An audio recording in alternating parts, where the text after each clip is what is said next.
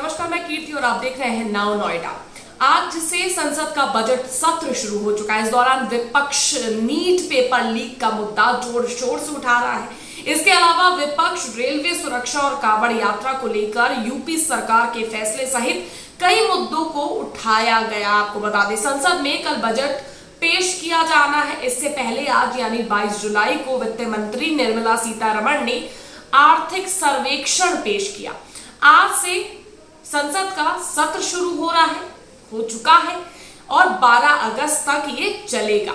इसमें कुल 19 बैठकें होनी है। इस दौरान सरकार की ओर से 6 विधेयक पेश किए जाने की उम्मीद है। इसमें 90 साल पुराने विमान अधिनियम को बदलने वाला विधेयक और जम्मू कश्मीर के बजट के लिए संसद की मंजूरी भी शामिल है। विधेयक पेश होने के दौरान विपक्ष की तरफ से हंगामा भी देखा जा सकता है।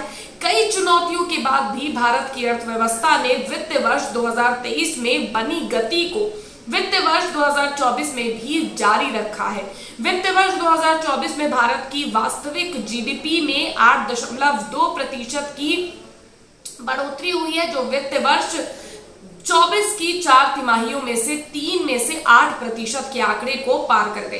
व्यापक आर्थिक स्थिरता बनाए रखने पर ध्यान केंद्रित करने से यह सुनिश्चित हुआ है कि बाहरी चुनौतियों का भारत की अर्थव्यवस्था पर न्यूनतम प्रभाव पड़े। वित्त मंत्री निर्मला सीतारमण ने लोकसभा में आर्थिक सर्वे पेश किया। इस दौरान उन्होंने कहा कि कारोबार में सुगमता लाने के लिए कई कदम उठाए गए हैं। जवाब में करीब 11 कदमों का उल्लेख भी किया गया, लेकिन सबसे महत्वपूर्ण है 63 अपराधों को गैर अपराधीकरण करना, जिसके परिणाम स्वरूप आज कंपनियां अनुपालन की चिंता किए बिना अपना काम कर पा रही हैं। एक केंद्रीय प्रसंस्करण प्रणाली भी स्थापित की गई है। बजट सत्र से पहले आपको बता दें, प्रधानमंत्री नरेंद्र मोदी ने संसद परिसर से देश की जनता को संबोधित भी किया।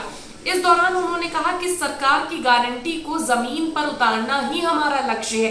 विपक्ष पर वही प्रधानमंत्री नरेंद्र मोदी हमलावर भी दिखे। उन्होंने बड़ा हमला करते हुए पीएम मोदी ने कहा, पार्लियामेंट के नए संसद गठन होने के बाद ये पहला सत्र था। 140 करोड़ देशवासियों ने जिस सरकार को बहुमत के साथ सेवा करने का हुक्म दिया, उसकी आवाज को कुचलने का अलोकतांत्रिक प्रयास किया गया।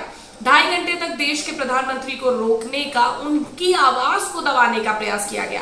पीएम मोदी ने सभी सियासी दलों से अपील भी की। उन्होंने अपील करते हुए कहा कि मैं सभी राजनीतिक दलों से कहूंगा, आइए हम आने वाले 4.5 साल दल से ऊपर उठकर देश को समर्पित होकर संसद के गरिमापूर्ण मंच का उपयोग करें।